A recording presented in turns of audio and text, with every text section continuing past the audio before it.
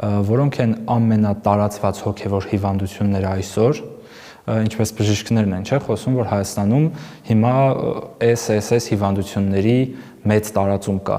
եւ մեծ վտանգ կա հոգևոր առումով, որոնք են ամենավտանգավոր խնդիրները, օրինակ անտարբերությունը ինքը կարող է դիտարկվել որպես հոգևոր հիվանդություն եւ այլ ինչ հիվանդություններ։ Հուսահատությունը։ Անտարբերություն չի լինի մեր ժողովրդի մեջ, եթե հուսահատություն չլինի։ Դու լավ բժիշկ տեսնես ոնց են, խեն լավ բժշկի մոտ հավաքվում շուրջը, հիվանդները գիշեր-ցերեկ դուռը ծեծում են։ Ուրեմն մենք լավ բժիշկներ չունենք։ Օրինակա պետք։ Հուսահատությունը պետք է ժողովրդի միջից անել։ Մեր ժողովուրդ անհավատ չի, տես բան չկա։ Իրան պետք է հավատքը արտնացնել մեջ, ասում էր Վազգեն Վեհապարը։ Մենք պետք է խնամք տանենք, բժշկություն անենք ժողովրդին, տիրություն անենք, երկնքի արքայության ժառանգորդ պետք է դարձնենք, որտեղ մենք մկրտություն ինչ է,